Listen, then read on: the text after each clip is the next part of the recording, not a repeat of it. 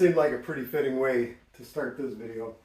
I've told you guys before throughout this whole 10 series of building up these three-way speakers that I'm not a huge fan of frequency testing, but there is a time and a place for it. I don't have a ton of measuring equipment, but I do have some stuff here that will at least give us an idea of what these speakers are doing. I'm primarily interested in these because these are the ones that I'm working on. So just built these out. It's probably about $200 worth of stuff, not including an old pair of woofers that I had laying around. But basically that is the focus, this project, the Jensen CS315 three-way. I've got all my other speakers in here, or most of them anyway, just to compare them against, because at least these are all stock speakers with known specs or advertised specs. So we'll see how they compare back and forth. Yeah, so let's get to it. Thank you.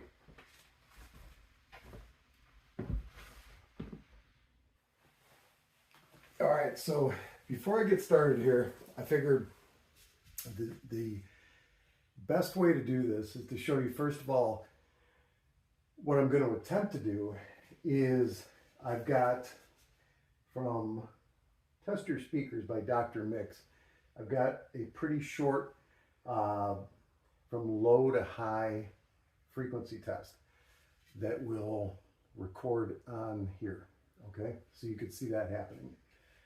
I'll play every pair of speakers I have, and I'll try to keep them, just to keep everything symmetrical and kind of even. I'll keep these about 3 feet apart, okay, which is not ideal for listening by any means, but the reason being is that it's about 3 feet from the computer as well, which has got the microphone. So this is kind of like your equilateral triangle that is perfect for music listening. I'm going to put the speakers facing straight out, just so that there's no advantage or disadvantage as far as toe in, toe out, that kind of thing. So we're just seeing what these things do when they're pointed straight out. I will also play a sample of music for you as well on each one. The music will come off of the CD player, and the frequency test is actually coming off of a tablet going to an analog connection. It's not definitely not high tech by any means, but it'll give us a general idea of what these speakers are doing, how they compare.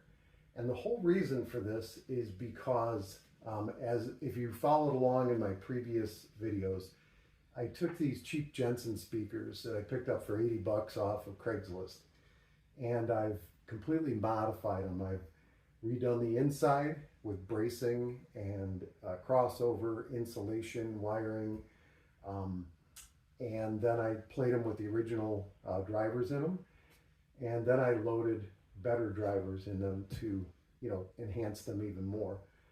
So all these speakers are going to be playing over the same system.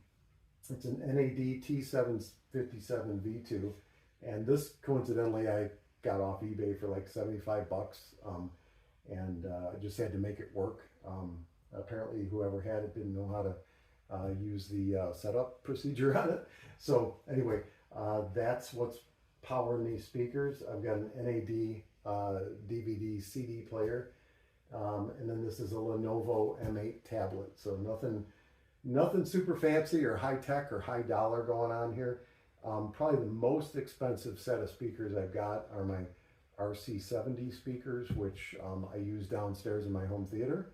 And I've got some various speakers that I'll introduce when I set them up. But for right now, the Jensens are plugged in, that have been fully modified. So the only thing Jensen about them anymore is the cabinet.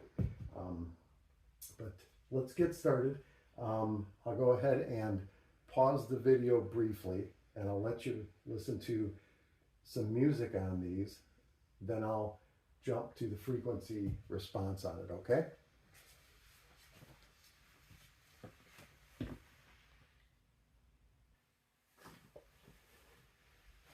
you know what? I've changed my mind. I think what I'm going to actually do is I'm going to run the frequency test first so that we have a baseline, because this red line here, it indicates what our actual frequency response is from the speaker, and the yellow line is simply measuring what is happening live. So you can hear when I raise my voice, that goes up and down. So you'll see that moving with the music. This is being recorded over a Google Pixel 7. So it's just going over a smartphone. No special mics or anything else. No special mic on the computer either. It's just a stock mic on the computer. Just a HP Chromebook. Yeah, so let's get started with the frequency test first, okay?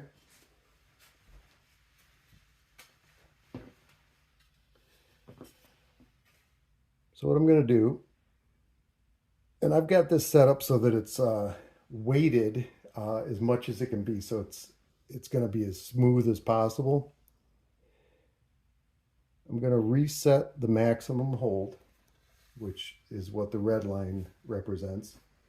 So that's basically setting the datum for it. As far as listening level goes, I think what we'll do, so we don't introduce any kind of distortion because of reverberation or the fact that we're recording over a phone, I'm going to set this at a moderate level. Let's say for right now, it'll be negative 15 dB, and that's over analog, so it's relatively mild for sure, not too loud.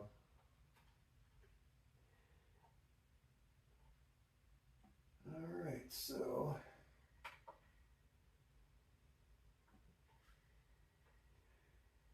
first thing we'll do is the frequency test.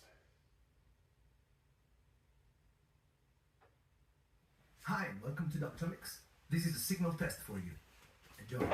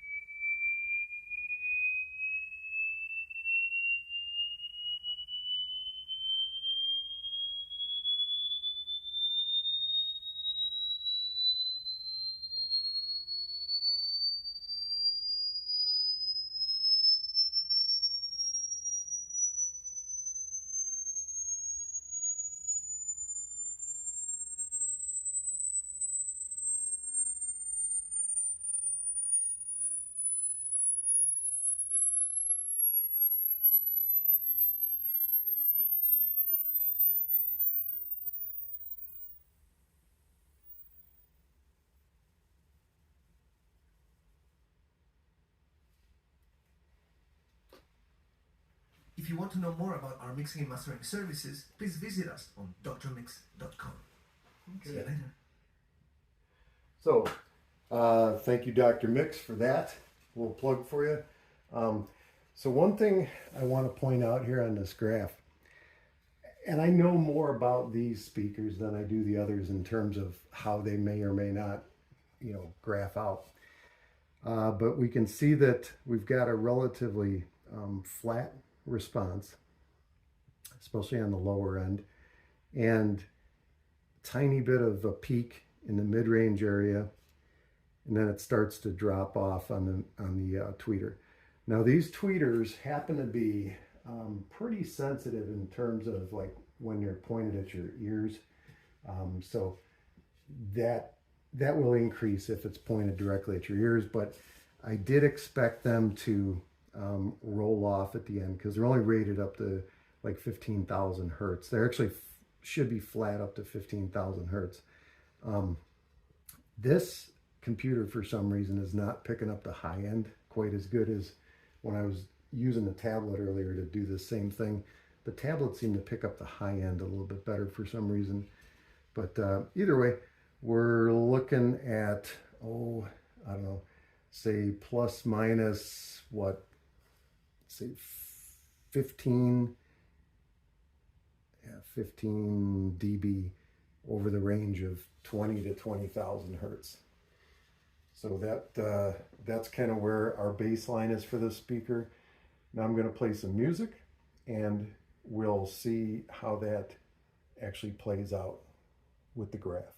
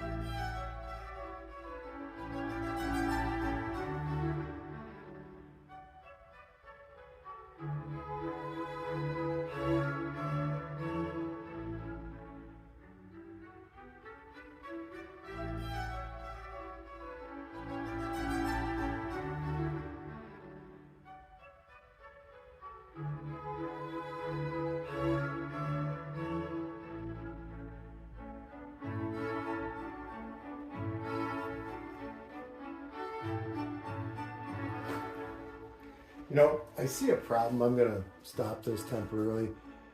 Again, I'm not a testing type of guy, so this is my first time using the software. I just noticed that we're not going any lower than 100. I think it's a setting on here. So I'm going to pause this temporarily and try to fix it.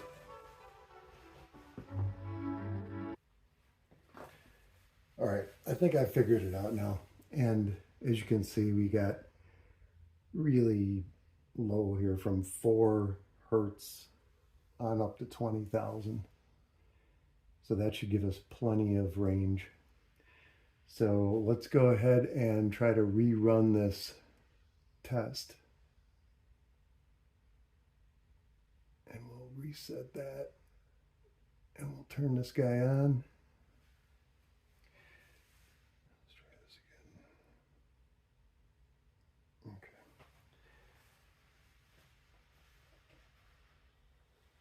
I'm going to be running, I talked about moderate volume. The problem is there's a big difference between the analog output and the digital output.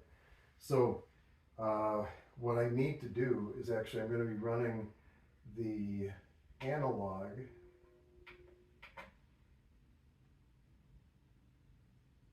at, we'll go minus 15 dB on the analog. And then when I switch over to the digital, I'm going to be turning it down to about 25 because it gets fairly loud. Okay, so just keep that in mind. There's going to be a little bit of a difference here that I'm trying to do, but I will always come back to the negative 15 dB on here and negative 25 dB on the DVD player. So just so you understand what I'm doing there. And right now we're going to try to rerun this test.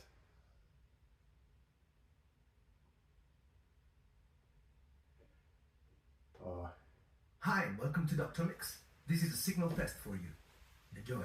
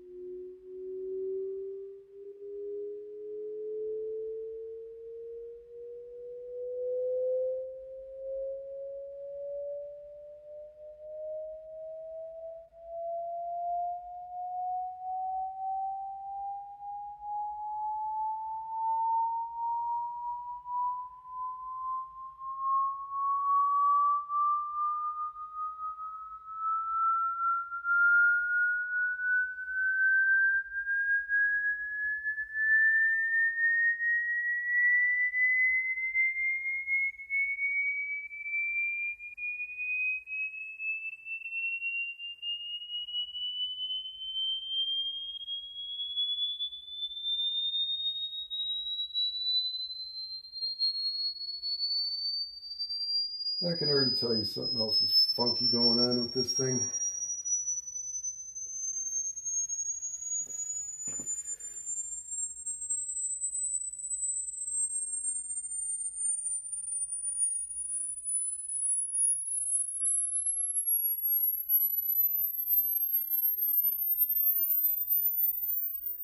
Try to bring the smoothing factor down. This is what default was 0.3. It's pretty sensitive. If you want to know more about our mixing and mastering services, please visit us on drmix.com. See you later.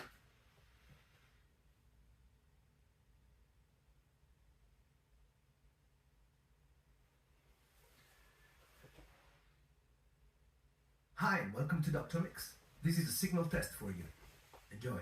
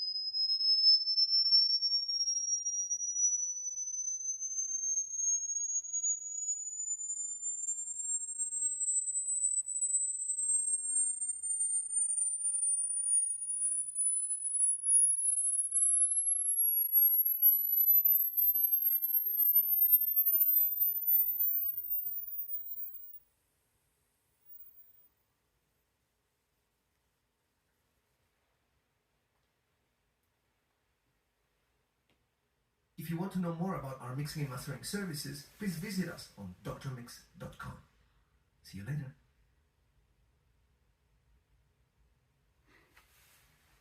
All right, so this one went a little bit better, but you could see that we are, we're still within, oh boy, what do we got here? This is really a kind of peaky spot I picked up. It's not normally picking that up. This drop off here I did expect, because like I say, this tweeter is only rated at 15,000 hertz as far as flatness before it starts rolling off, and we're kind of off axis from it. I think that these speakers perform better when they're towed in, pointed directly at us. It's a little bit more even response, but the scale that we've got here is basically, we're going in increments of 10. So between, say, negative 50 dB to this really high spot up around, what was it, negative 20, it hits a peak. So that's almost, 30 dB difference though. The majority of it lies within this region though. So figure plus minus, on a high side, plus minus 20 dB. I had used another app that I downloaded. It, I think it's called, I don't know, Hi-Fi Test or something like that. And that, it's a little bit different. I don't know if any of you have used it. I could try to show you that as well, but basically that kind of simulated this as well. It just gave it a little bit different kind of a graph look to it. Well, I don't think it was as sensitive as this one. So with that being said, I'll go ahead and play a little bit of music on these. I'm going to turn it down again, and we'll move on to the next ones. So we're going to turn this down to negative 25. And I'll go ahead and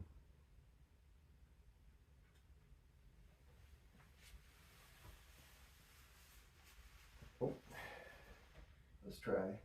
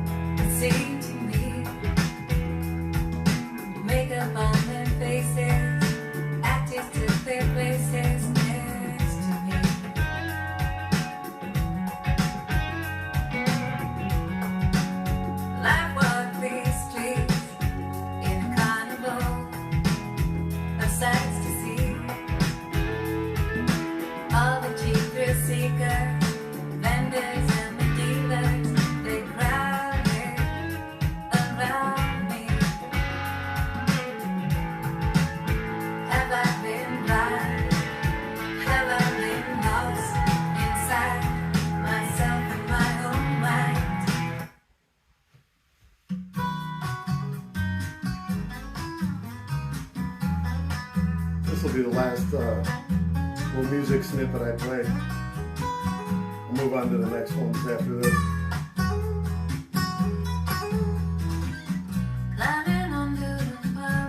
Oh, is this more Natalie Merchant? Oh boy.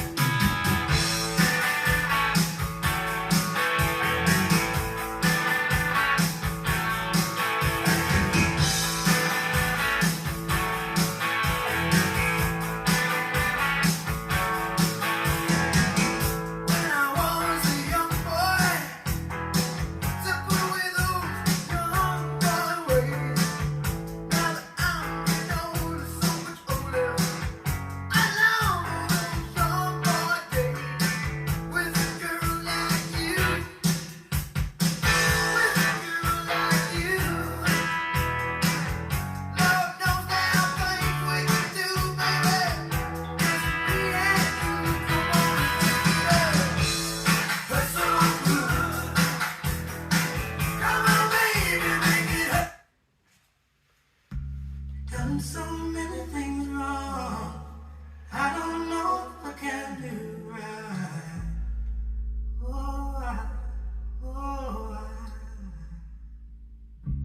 Done so many things wrong. I don't know if I can do right.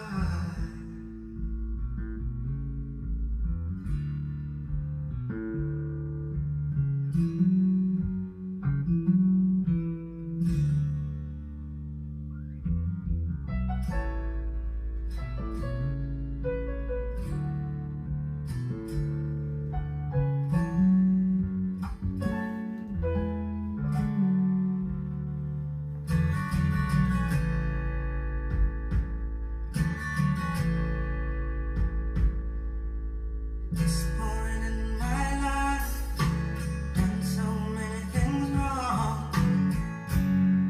Don't know if I can do right. Put your trust in me. Hope I won't let you down. Give me a chance. I'll try.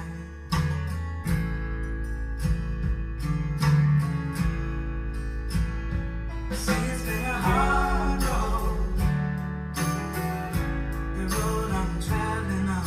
If I take your hand, might lead you down the path to ruin. Got a hard life, just sing some You know, one thing I didn't mention is that the CD was ripped about probably 20 years ago, maybe more.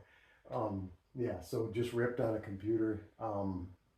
So it's not anything, it's not a remastered, it's not high res, it's just a straight up rip CD from 20 plus years ago. And I know that I promised I'd shut it down after one or two, but I'm trying to get a good sample of music here for you.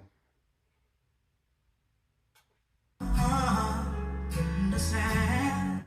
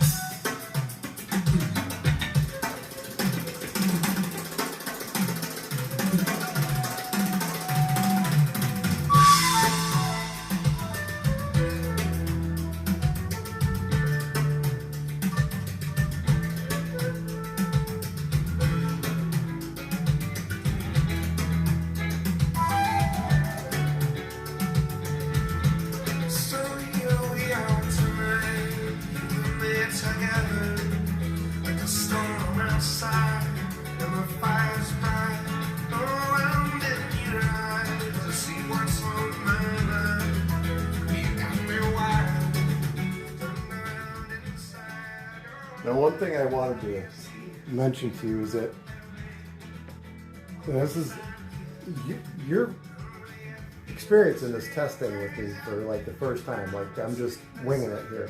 Just set it up and started doing it and started filming it. So bear with me. But I think what I'm picking up from this is that this is our speaker response right here. And you'll notice that partly what I said is kind of true in that the frequency response, how perfect it is, it may matter quite a bit on like a studio environment where you're trying to mix and record, but in a listening environment, in your office, in your living room, in your basement, wherever your speakers happen to be, it's, you know, the chances of it ever actually reaching that level, like hitting that perfect flat frequency response, is almost nil. Music is all over the place. Some music, the way it's recorded, is terrible. Some is great. Some music has a lot of bass, some has a little bass, some has a lot of highs, some doesn't. But what I have noticed as a pattern is that, especially in these higher ranges here, this is always following the same frequency response that this has, okay? So within that range, it will follow the frequency response of the speaker. So that's where frequency response really comes into play, I think. That's my personal opinion anyway. So I'm gonna get back to this. I'm gonna go ahead and flip out the speakers, change them up with something different, and we'll get right back to it.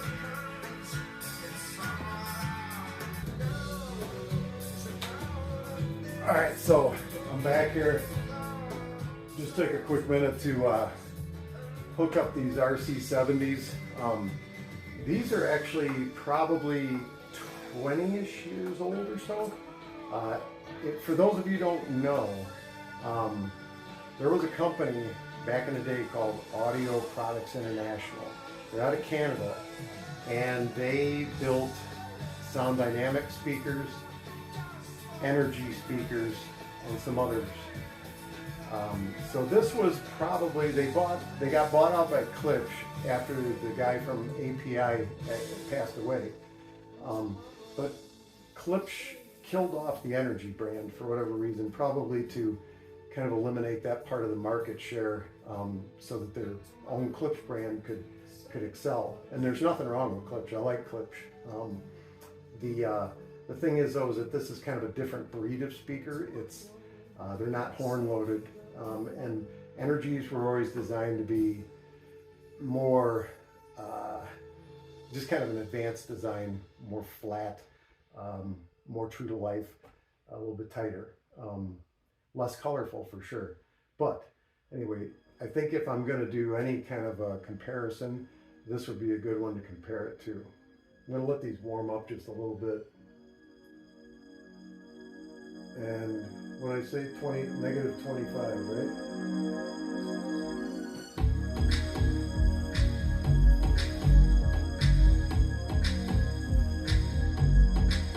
And this is still the line from the Jensens.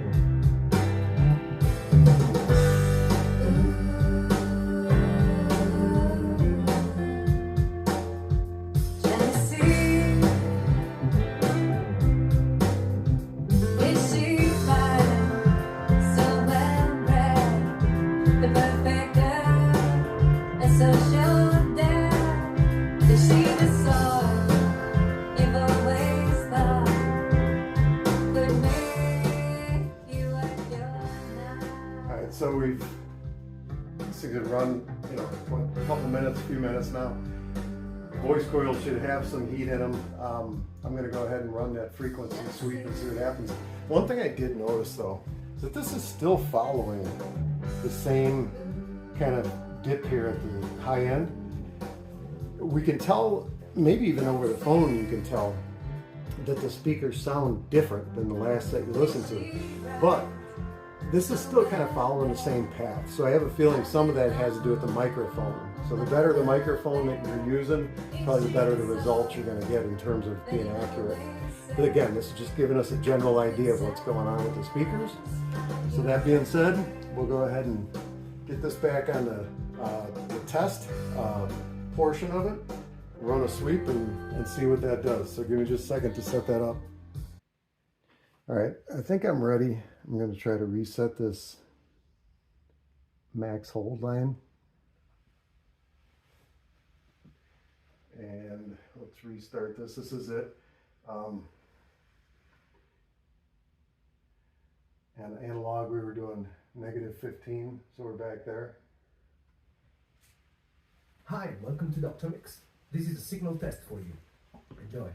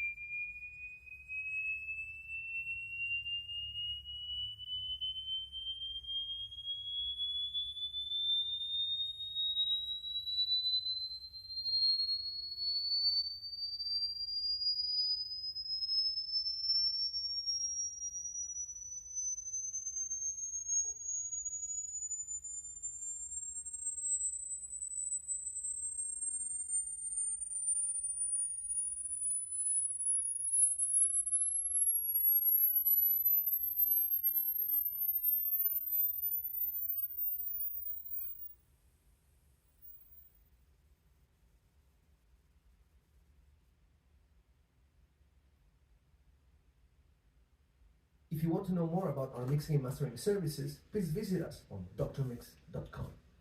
See you later. All right, so what did we learn from this?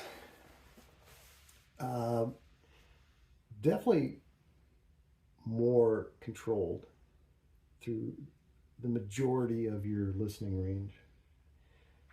Now this graph, it's showing between -30, -50. We're still over like a 20 dB range.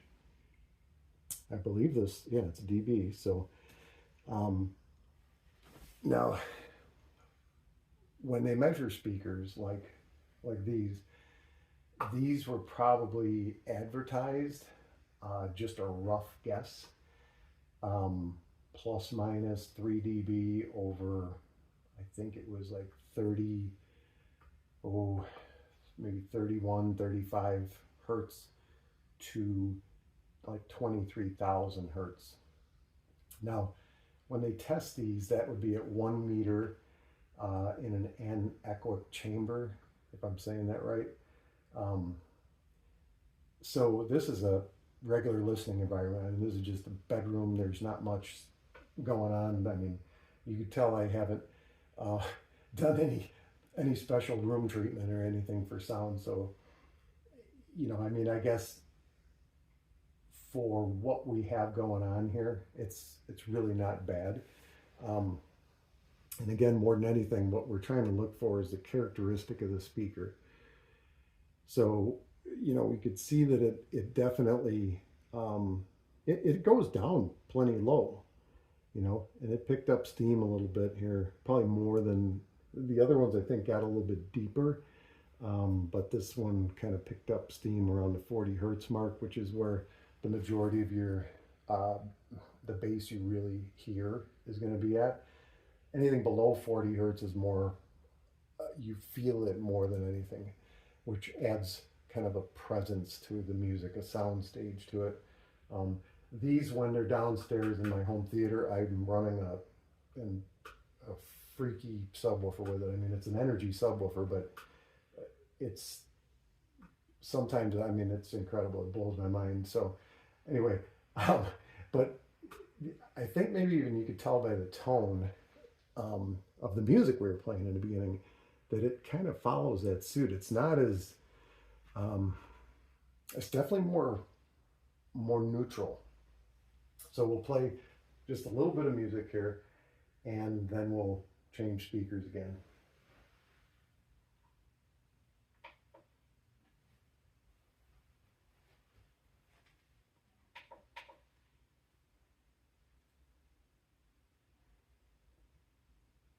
And I better turn this down because it'll be loud. So we'll go down to negative 25, which is what we're running the DVD player at.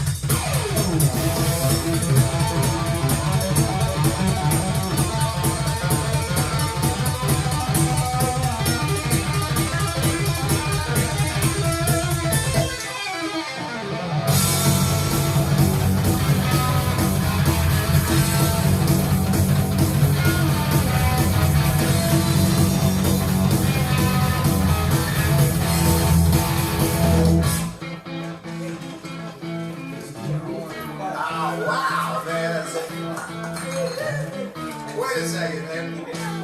What do you think the teacher's gonna look like this here?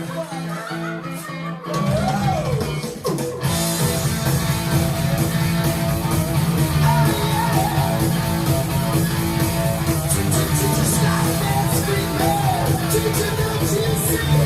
No one female.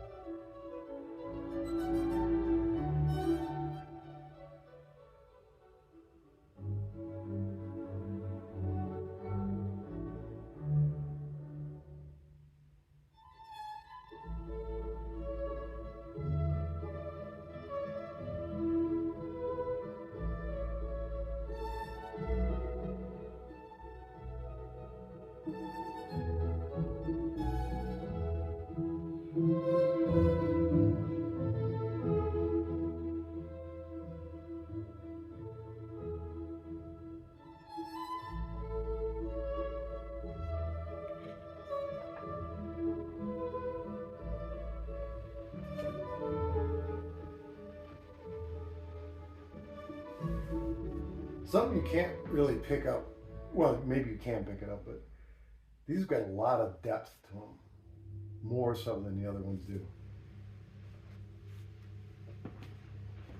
in my opinion.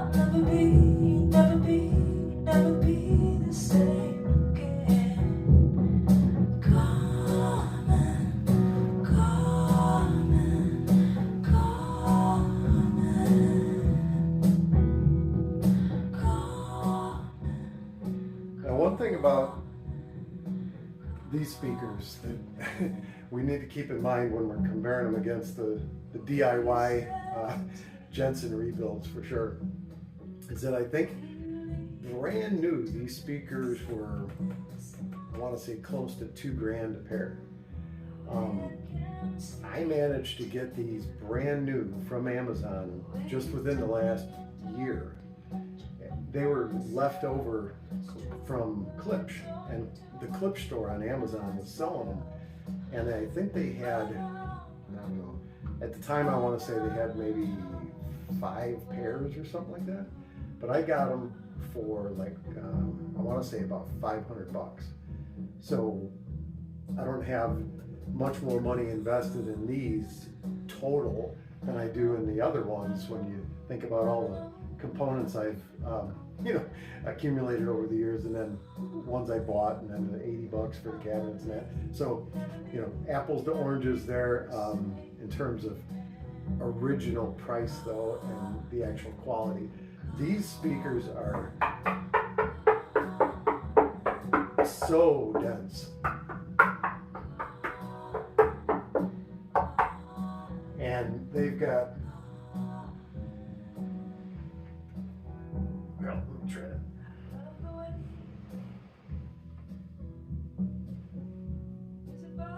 They've got rear firing ports. They've got the ability for bi-amping and bi-wiring. I've run them bi-amp before, and they do sound really nice. I wouldn't waste my time bi-amping like one of these guys, the little brother to it. I use these for surround speakers, and these are really nice too. These will give some big speakers a run for their money, but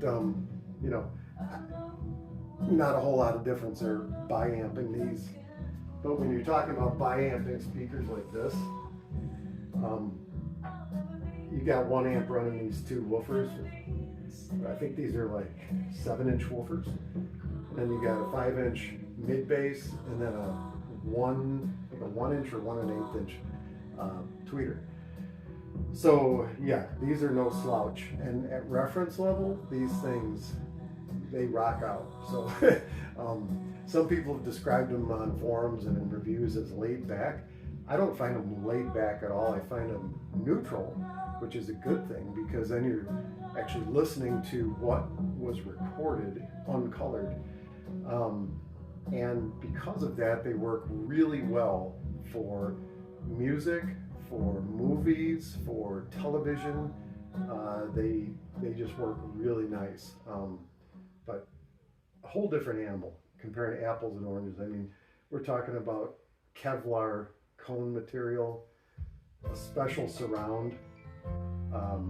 These phase plugs they're not attached to the cone. That's actually fixed to the coil assembly. So these are stationary. You've got a waveguide built in. These are some seriously well-designed speakers. Now inside, the crossovers are probably really well designed too. They might be on the cheesy side in terms of parts. Like if any of you would watch like Danny Ritchie, what a big difference you could get out of the quality of the components. I've not looked at these crossovers. I've seen some online like for sale, and you know, even for the ones above these, the Veritas, even those crossovers are highly complex, but they're not made with the highest grade capacitors and inductors and resistors. So chances are the parts on the crossovers in these Jensens are probably higher quality, even though it's a cheap crossover. It's like a $45 crossover. It's probably better quality materials, parts than these. The design work is where this really comes into play here. The design work of this crossover to match the cabinet, to match the drivers, probably thoroughly tested. So this was a really good speaker. If you're looking for good tower speakers, and you can find some of these used maybe, I don't think Amazon has new ones anymore, I highly recommend them. Anyway, let's move on to the next set of speakers.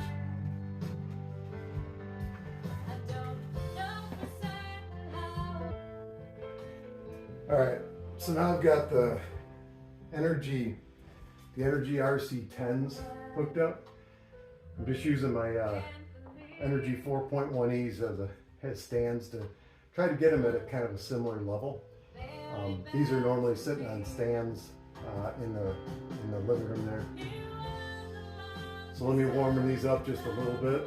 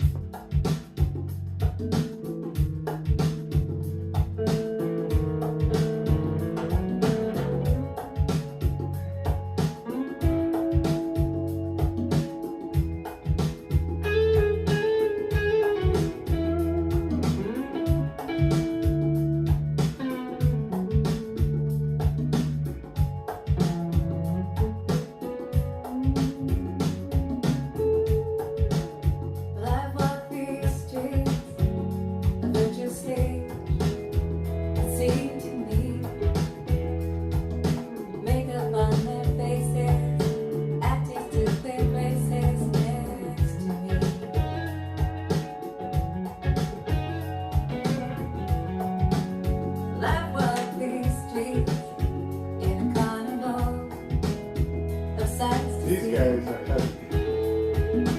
All the cheap thrill seeker vendors and the dealers, they crowded around me.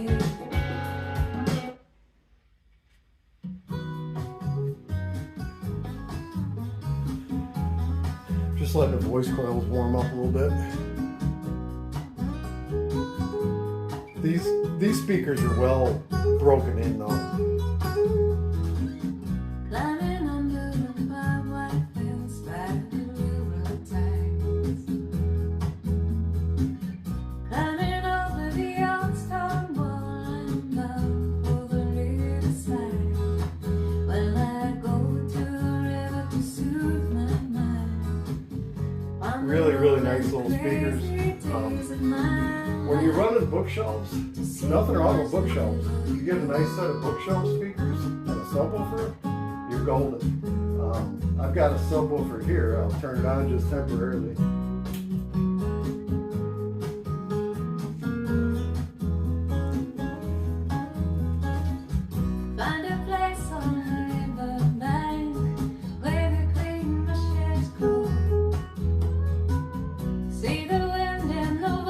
not super noticeable. It just adds a little bit of depth to it. I go to the river to soothe my mind, to ponder up.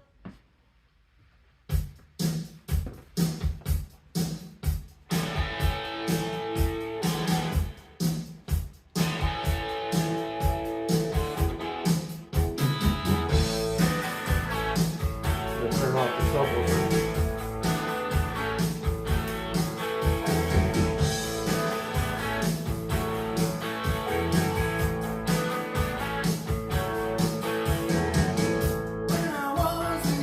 I can see that drop off.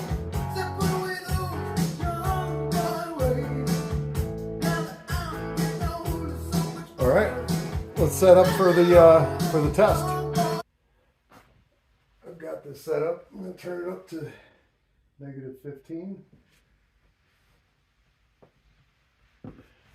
Oh, I need to reset this too.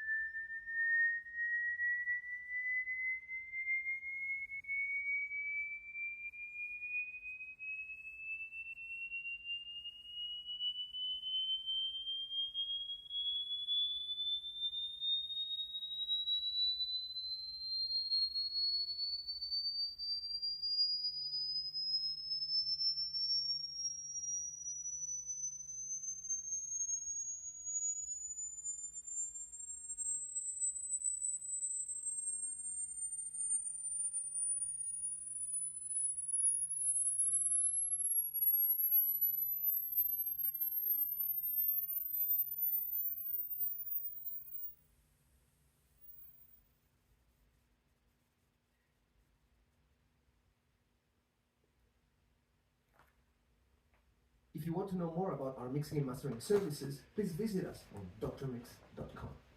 All right, getting plenty of plugs for drmix.com. But this set of speakers is really well controlled, as you can see, especially in just an open environment. Simplicity in the crossover probably has a lot to do with that. In combination, obviously, with well-built cabinets, with good drivers, etc. In an echo chamber, if I'm saying that right. I'm sure these probably measure really well. They don't have, an enormous amount of bass. It really starts to pick up here. These are actually, the frequency response on these is rated from, I think, 23,000 to about 48 hertz or so. So they're kicking in right before 100 is where they really start to pick up. I know that when I test them, when I calibrate these things with my home theater system, they'll usually measure them at 60 hertz. And that's in an open environment too. But yeah, really nice little speakers, and these will rock out for sure. So So I'll just play a little bit of music on these and then switch to some other ones, okay?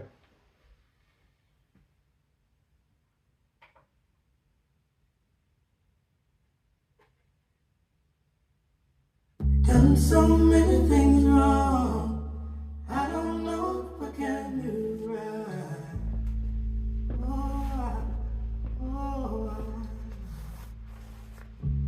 Done so many things wrong. I don't know if I can do right.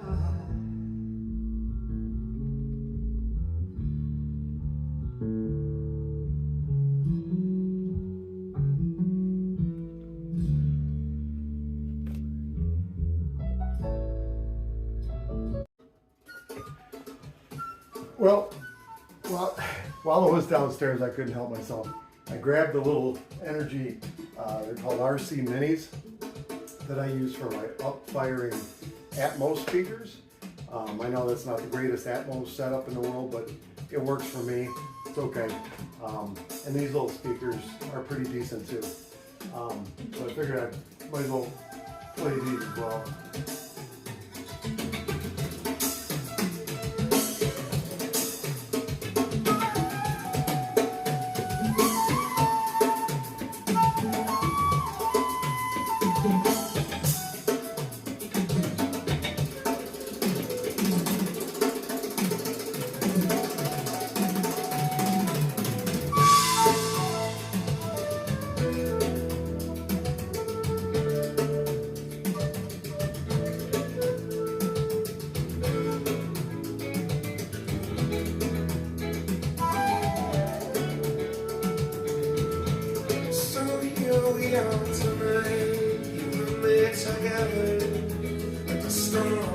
Let them warm up a little bit.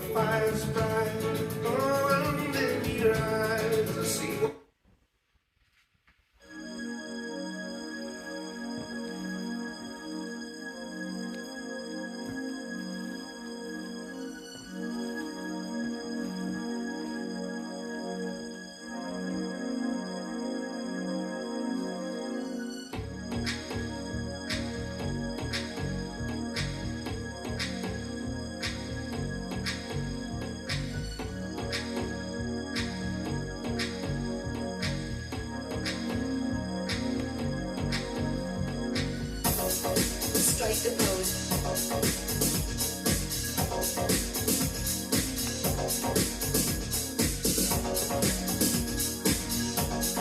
Strike the pose. So even little good sounding, little speakers that sound good could benefit from the subwoofer. I'll turn the subwoofer on.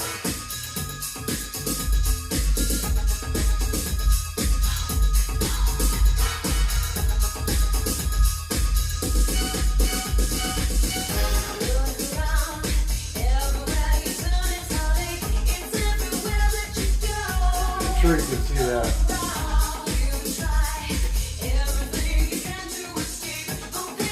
And that's with the subwoofer off. So big difference there. So let's sweep them and see how they perform. All right, we're at our negative 15, right? Let's go ahead and run these guys. Hi, welcome to Dr. Mix. This is a signal test for you. Enjoy. Oh, let me redo this.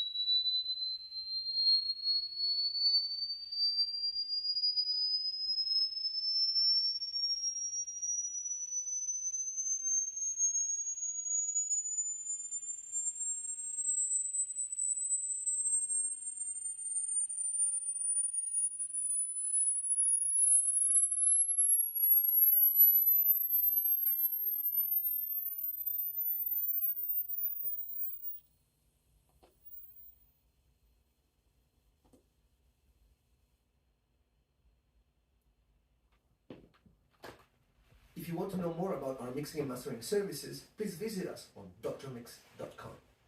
See you later. All right, so not too bad. Still really decent control in an open environment like this. They are rated, I want to say these are rated down to about 80 hertz, something like that. And you could see about 80 hertz is where they actually pick up at. So at 80 hertz, they start getting into range. And this is almost a full range speaker. So with a subwoofer, very nice setup.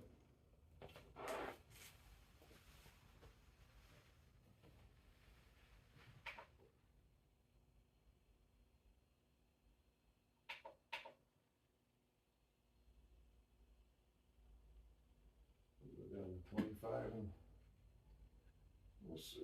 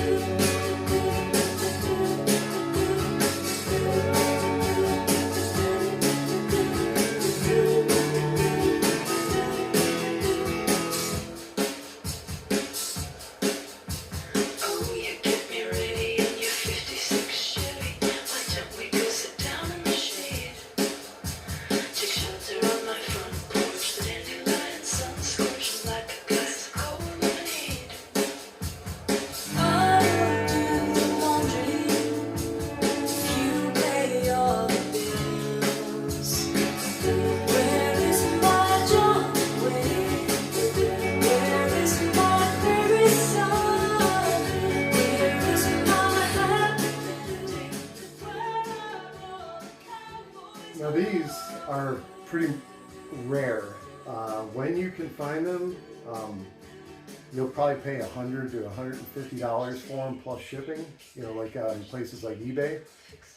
But really decent little speakers, especially if you need something small and you're going to have a subwoofer with it. Hard to beat these little speakers. So yeah, this is another kind of a benefit to small speakers. Perfect for, say, a small room. Even moderately sized living room, these probably do decent. Don't expect them to get super loud though, but they do sound nice. So I'll go ahead and get these back downstairs and hook up the next set, and we'll keep rolling with this, okay?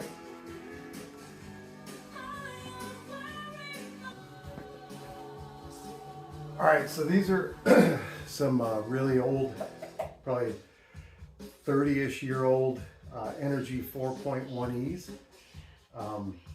Two-way system, 1 1/8 inch silk tweeter, and I believe this is an 8-inch woofer.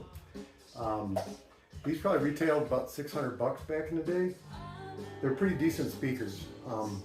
I got them for, I want to say this was a Craigslist find, for about $40 for the pair, and they're in really nice shape. So let's go ahead and run these a little bit.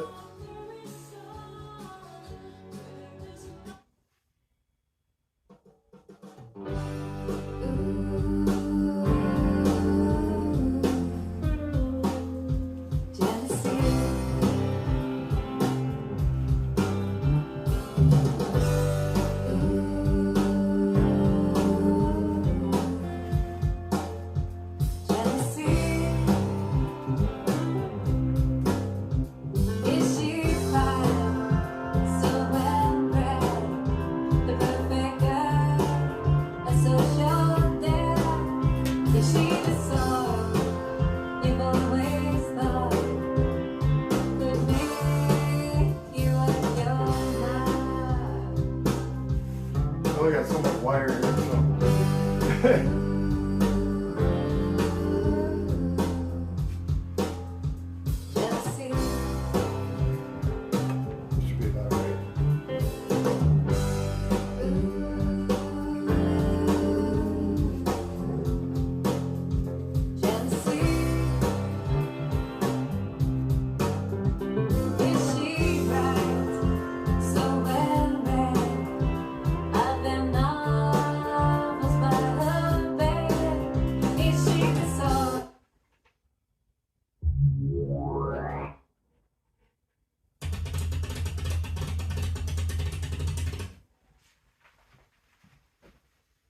Just need to warm up the coils a little bit.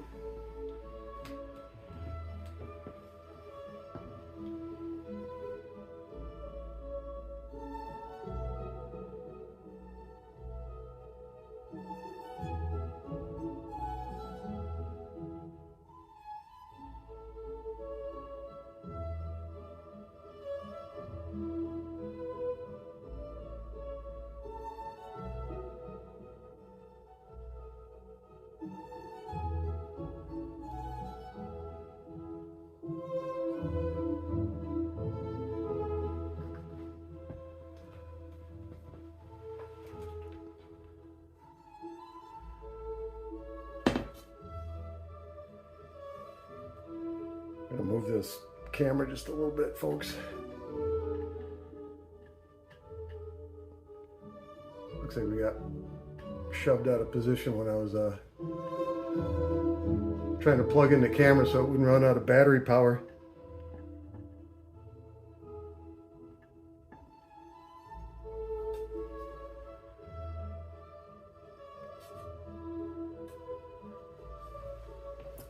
So let's go ahead and get ready for our test.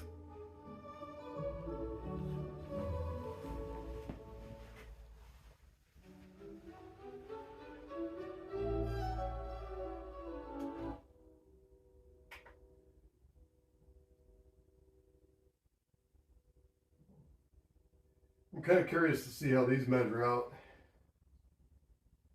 Hi, welcome to Dr. Mix. Oh, we gotta go up a little bit. Enjoy. 15. There we go.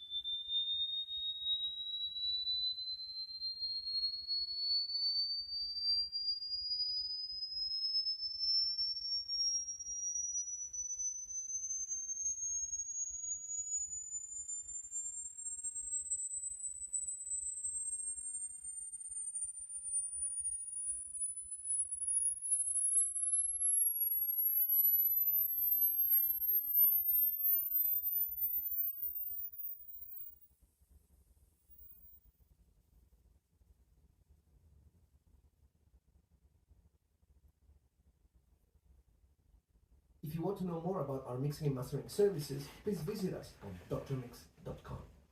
See you later. Well, I'm actually kind of impressed with those. As far as being flat and well controlled, they're tight, especially for being as old as they are. And they started to pick up bass. Yeah, right at 40 hertz. Nice punch at 40 hertz, which is right where you want to have it. Like I say, most of the bass you hear is at 40 hertz. sometimes a little bit less. Usually when it starts dipping down 35, 30, can you hear it? Maybe a little bit, but it's mainly something you feel. Once you get into 20 hertz, 20, 25 hertz, like those Jensen DIY things that I did, that is, it's subwoofer range and sub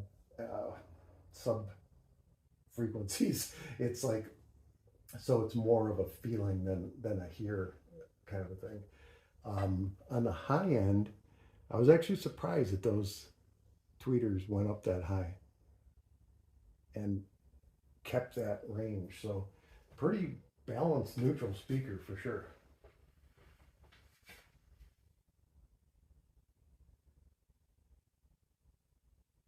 Put on maybe 25 and we'll just play a little bit.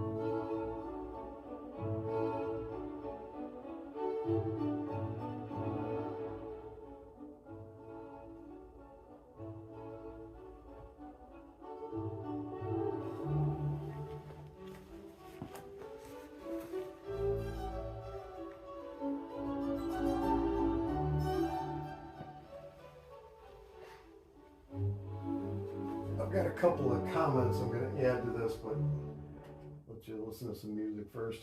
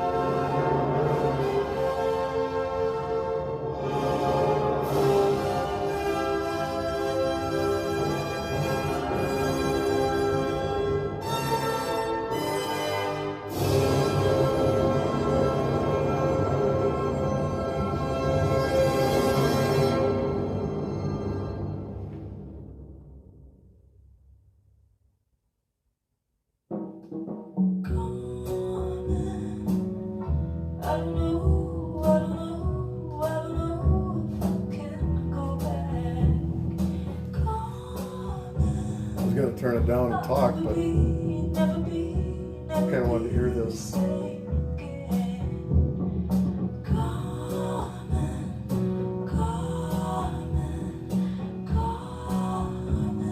Well, so what I want to say about these is this is a perfect example of a really decent measuring speaker as far as your frequency response goes. Well built, looks good, sounds good, but they are a little bit two-dimensional. They don't have a lot of depth to them.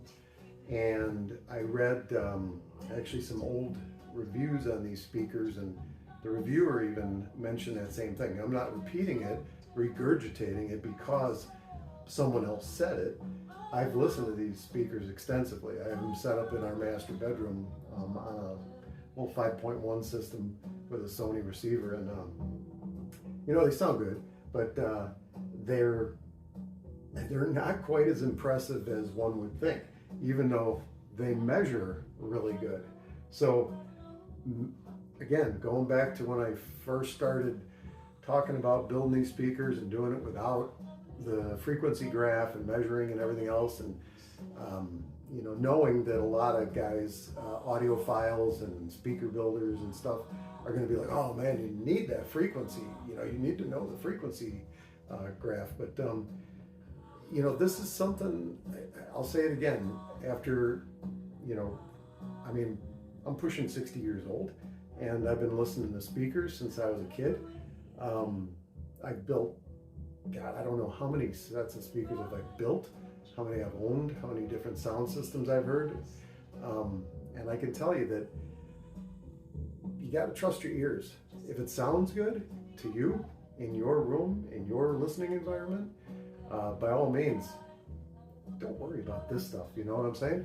I mean, it's going to be, unless you got a really crap speaker, your frequency response, it's not going to make or break what you're listening to. Even if it puts that in your head that, oh, this one sounds better because it's so flat, right? There's a lot more to it than that. And this is just kind of an example. And I don't know how well the Pixel picked it up, but even the DIY Jensen rebuilds I did have better depth than these do. I think that these have a little bit of better stereo imaging, but a lot of that's probably got to do with that old style tweeter that I stuck in there for, you know, vintage purposes. But you know what? Yeah, let me get to the last set of speakers, and then we'll call it a day, and I'll give you my final comments. Okay?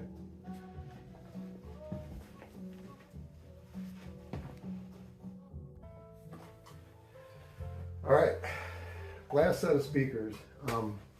These are the Energy 3.1Es. This is the little brother to the speakers that you just saw. So again, these are 30-plus-year-old speaker. I talked about these in the build, in the Jensen DIY build. This is what I was running in my office. This was a speaker that I had bought brand new to replace some Sound Dynamics CM1200s or something like that. But I really like these old speakers. These also have an 8-inch woofer, but with a foam surround and a 3/4-inch silk dome tweeter. But yeah, pretty decent little speakers.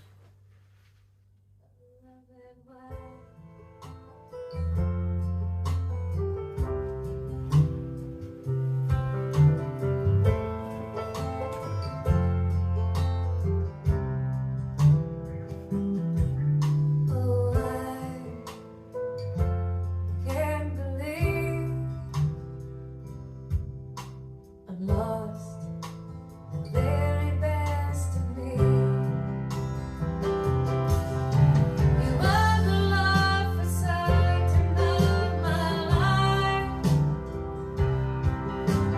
You were simply my.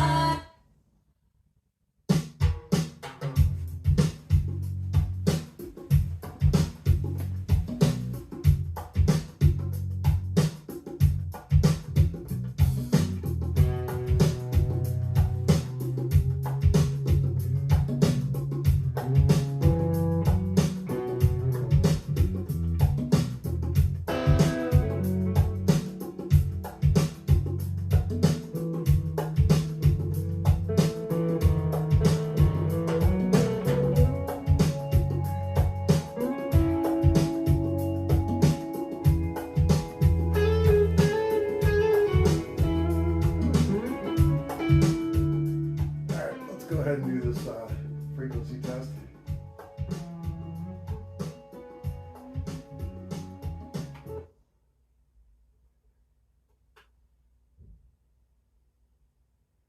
Turn this guy to -15, just like the other ones. Hi, welcome to Dr. Mix. This is a signal test for you. Let's go ahead and Enjoy. reset this.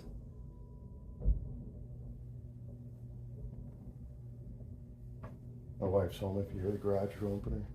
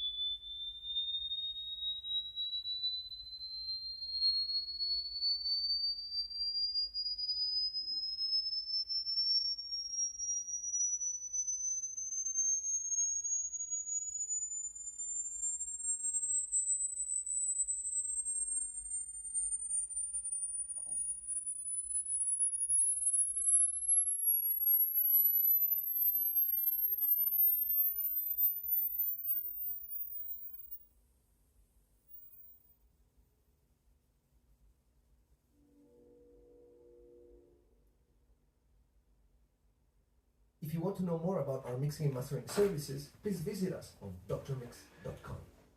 See you later. All right, thanks, Dr. Mix.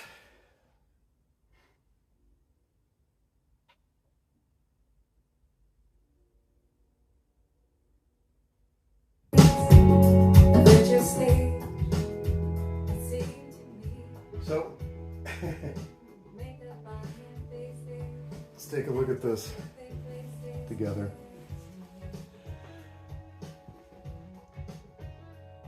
So in the lower range, looks like I think these are rated at 35 Hertz, which is, probably pretty accurate. They have a little bit of sloppiness in the bass. But to be honest with you, they have a nice punchy sound to them. And I'm not exactly sure, why that is. I've tried different drivers in these cabinets, and I keep going back to these. When I pull them out, they look cheap, but I think Energy did a nice job with these speakers. I really do. This little driver, yeah, it's not the cleanest, but it's definitely punchy. It's clear. It carries a lot of the vocals well. I really, for being as old as they are, I keep going back to these speakers. I do like the way that they sound. They're very pleasing. When we get up into the mid-range, it's fairly well controlled, but it does taper off before it starts to pick up. This is a good example of a speaker that is probably by design colored, meaning it's got a natural smiley face to it. So, and that might be one of the reasons I like it. It's not a super neutral speaker, but it's a very enjoyable speaker. So again, it's not all about what you see on a frequency graph. It's got a lot to do with what you hear. Now, as far as stereo imaging on these, I don't know if you could pick it up on the Pixel, but in person, very good stereo imaging, very clear, virtually no distortion. You can crank these things up pretty loud too. They will compete with some bigger speakers for sure. So, again, built like a brick, but probably cheesy components on the inside for the crossovers, but a well-designed crossover, or a crossover that was designed for a specific purpose. So I like these more than the much more expensive Big Brothers that we just listened to. So if that's saying anything at all, it's not about price, it's not about frequency response, it's about what you listen to. So I think any reputable brand that you get, as long as you get a decent brand or you're building your own speakers and you either buy a decent off-the-shelf crossover, or you design one with some software and buy decent components for it, I think you'll be all right. So yeah, so with that being said, we've gone through 6 pairs of speakers, and I want to thank you for joining me on this journey and checking it out and seeing what I see. And like I say, you were experiencing it for the first time with me.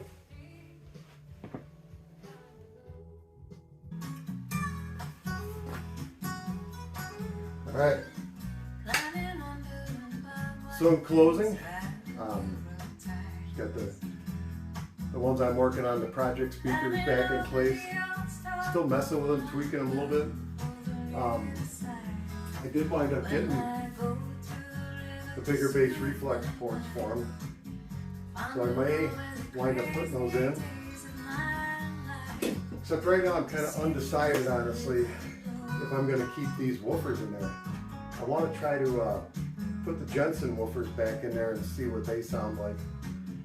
My thought process is that these go down really low, but they don't seem to have a lot of kind of that mid bass punch or mid bass fullness. And I think that has a lot to do with the fact that these are really good up to about 500 hertz, and they dip, and they go back up to like 900, and then they fall off. So these are crossed over at 800 hertz with a 6 dB roll off, and I just got a feeling that there's a little mismatch between here and here. I don't know for sure yet. This is all by ear. Now with this, I might be able to pin it down a little bit better. So this is another place where the frequency response graph can really come in good. But yeah, so more to come. Okay, thanks a lot for joining.